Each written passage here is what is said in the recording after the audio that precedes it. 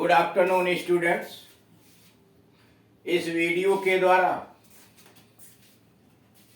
यानी यह है आपका वीडियो 31 31।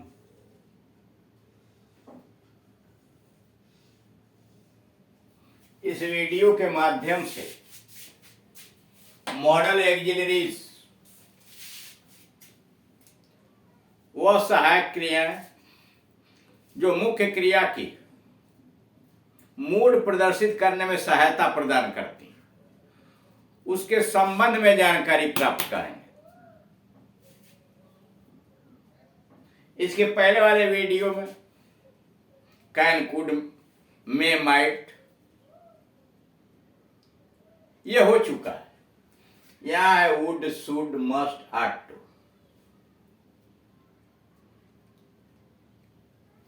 जब हम इंग्लिश स्पीकिंग करते हैं तो उसमें विभिन्न सहायक क्रियाओं की आवश्यकता पड़ती है, विभिन्न टेंसेज की आवश्यकता पड़ती है, विभिन्न मॉडल के वाक्य होते हैं, सबकी जानकारी होना आवश्यक है। यहां पर वुड कहाँ लगाएंगे, शुड कहाँ लगाएंगे, मस्ट कहाँ लगाएंगे, आट टू कहाँ लगाएंगे। सबसे पहले आइए वुड। वुड क्या है? वुड इनडायरेक्ट में विल का पास्ट टेंस होता है। यानी पहली बात यह है कि डायरेक्ट से इनडायरेक्ट बनाते हैं और रिपोर्टेड स्पीच में अगर विल आया है और रिपोर्टिंग वर्ड पास्ट टेंस में है तो बदलते समय विल के जगह पर वुड लिखते हैं। जैसे Shyam said she will be ill. Shyam said she will be ill। Indirect बदला, Shyam said that she would be ill। will के जगह पर would हो गया क्योंकि said क्रिया पास्ट टेंस में है। ग्रामर के नियम से डायरेक्ट से इनडायरेक्ट में बदलते हैं और अगर रिपोर्टिंग वर्ड पास्ट टेंस में है तो will के जगह पर would लगाएंगे। तो Shyam said she will be ill, Shyam said that she would be ill। Number B, तो एक तो डायरेक्ट से इनडायरेक्ट जब बनाते हैं तो विल के जब पर वुड लगाते हैं। बी, प्राय स्वभाव बस किए जाने वाले कार्यों की चर्चा करने में या सीधे कहिए आदत प्रकट करने में। करा प्राय स्वभाव बस किए जाने वाले कार्यों की चर्चा करने में। जैसे कुत्ते भौंका करते हैं, क्या उनका स्वभाव है, आदत है, हैबिट है, कुत्ते भौंका करते हैं। चिड़ियाएं उड़ती हैं या उड़ा करती हैं, क्या स्वभाव है। तो इनके लिए आदत प्रकट करने में वुड का पास्ट टेंस में प्रयोग होता है, प्रेजेंट टेंस में नहीं, पास्ट टेंस में। चिड़ियाएं उड़ा करती हैं प्रेजेंट टेंस में, लेकिन वह खेला करता था, वह दौड़ा करता था, वह दिन भर पढ़ा करता था, हैबिट थे। तो उसके लिए Ripu would sit and talk all the day. Ripu would sit, Ripu बैठा करता था और दिन भर बात किया करता था, टॉक ऑल द डे। उसी को यूज टू से, जहां वुड लगाए हैं यूज टू भी लग जाएगा। Ripu used to sit and talk all the day, यानी जहां यूज्ड टू का प्रयोग होता है वहां हटा के वुड का प्रयोग किया जा सकता है। रिपू पूरे दिन बैठा कर रहता और बातें किया करता था। प्रार्थना करने के लिए, वर्तमान समय की बात के लिए भी क्वेश्चंस में प्रयोग होता है। प्रार्थना करने के लिए यानी निवेदन करने के लिए प्रेजेंट टेंस में भी वुड का प्रयोग कर लिया जाता है। जब प्रश्न होता है, बात करने के लिए प्रश्न में होता है। जैसे would you please read the letter, क्या कृपया आप पत्र पढ़ेंगे या पढ़ देंगे। Would you please read the letter, क्या कृपया आप पत्र पढ़ने की कृपा करेंगे या पढ़ देंगे। अब आइए डी पर। कंडीशनल सेंटेंस स्टेटमेंट्स में यानी शर्त प्रकट करने वाले कथन में वुड का प्रयोग होता है। यानी शर्त प्रकट करनी हो तो वुड का प्रयोग हो जाता है। जैसे दे वुड बी किल्ड, वे मारे जाएंगे, दे would be killed if the car went so fast. यदि कार तेज चली, काल्पनिक शर्त है, काल्पनिक शर्त में वुड प्रयोग हो जाता है। They would be killed if the car went so fast. अथवा यदि वह मंत्री होता, if he were a minister, तो तुम्हें नौकरी दे देता। He would give you a service, he would give you a service. यानी वुड का प्रयोग काल्पनिक शर्त के दूसरे वाले उपवाक्य में करते हैं।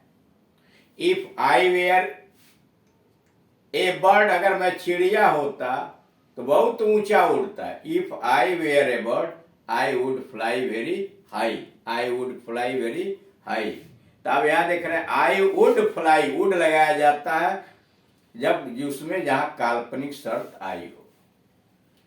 अब आइए मस्ट, शुड, आर, टू, तीनों का मतलब होता है चाहिए। शॉर्ट फॉर्म में आप यह समझ लीजिए कि मस्ट आता है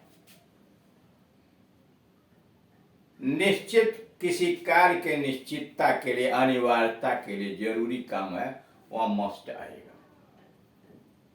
और निष्कर्ष के लिए शुड सामान्य चाहिए के लिए कर्तव्य का भी बोध कराता है, शुड से चाहिए। आट टू नैतिक उपदेश देने के लिए या कर्तव्य का बोध कराने के लिए आट टू आता है मुख्य रूप से। शुड साधारण चाहिए, मस्ट अनिवार्यता चाहिए, यह नैतिकता के लिए आता है। तीनों का अर्थ चाहिए। अब शुड पर आइए। शुड गागेगी और चाहिए। गागेगी इसलिए लिखा है कि शैल के पास्ट टेंस के जगह पर शुड आ जाता है। शुड इनडायरेक्ट स्पीच में शैल का पास्ट टेंस होता है, यानी शुड इनडायरेक्ट स्पीच में शैल का पास्ट टेंस होता है। डायरेक्ट में I said, I shall go at once, I said, I shall go at once.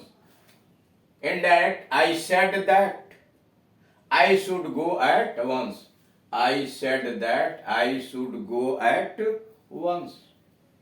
Be चाहिए के अर्थ में शुड का प्रयोग सुझाव कर, चाहिए के अर्थ में शुड का प्रयोग सुझाव देने के लिए, सजेशन के लिए, परामर्श एडवाइस के लिए, अथवा कर्तव्य ड्यूटी बताने के लिए होता है। यानी चाहिए के अर्थ में शुड का प्रयोग सुझाव सजेशन के लिए, परामर्श एडवाइस देने के लिए, अथवा कर्तव्य ड्यूटी बताने के लिए भी होता है। जैसे पहला वाक्य you should see the doctor, तुम्हें डॉक्टर से मिल लेना चाहिए, तुम्हें डॉक्टर से मिलना चाहिए। यह क्या है? सजेशन है, सुझाव है।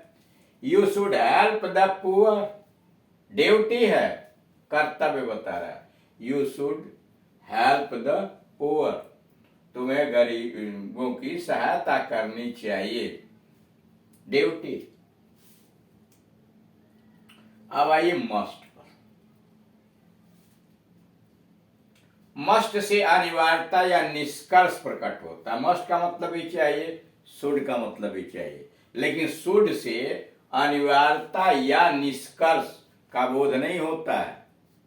अनिवार्य कार्य के लिए, अनिवार्यता या निष्कर्ष के लिए मस्ट का प्रयोग होता है। जैसे यू मस्ट गो, तुम्हें अवश्य जाना होगा, या तुम्हें अवश्य जाना चाहिए, तुम्हें अवश्य जाना होगा या तुम्हें अवश्य जाना चाहिए।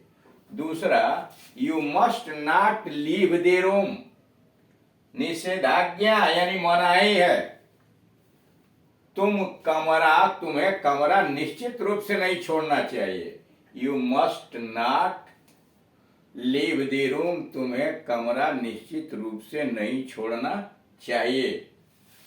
तीसरा, he must be at home, किसी आधार पर आपने निष्कर्ष निकाला है कि उस समय वह व्यक्ति घर पर होता है, तो आप कहते हैं he must be at home, निष्कर्ष है कि उसे इस समय घर पर होना चाहिए। तो इस तरह से आप देख रहे हैं कार्य की अनिवार्यता के लिए तुम्हें अवश्य जाना चाहिए, निषेधाज्ञा के लिए और निष्कर्ष के लिए भी मस्ट का प्रयोग होता है। अब आइए आर्ट 2 चाहिए। आर्ट 2 के द्वारा प्रायः कर्तव्य या नैतिक परामर्श दिया जाता है। आर्ट 2 का मतलब भी चाहिए, इसके द्वारा कर्तव्य यानी ड्यूटी अथवा नैतिक परामर्श दिया जाता है। जैसे पहला है, you are to obey your parents, कर्तव्य, तुम्हें अपने माता पिता के आदेश का पालन करना चाहिए। You are to obey your parents, तुम्हें अपने माता पिता के आदेश का पालन करना चाहिए। यह क्या है? ड्यूटी है। You are to rise early, तुम्हें प्रातः काल उठ जाना चाहिए। You are to rise early, तुम्हें प्रातः काल उठ जाना चाहिए, नैतिक परामर्श है। तीसरा है, he has been practising for long, he has been practising for long, he ought to be a good doctor, वह काफी समय से वकालत कर रहा है, उसे एक अच्छा वकील होना चाहिए। तो यह क्या है? अनुभव के आधार पर आप निष्कर्ष निकाल रहे हैं। ही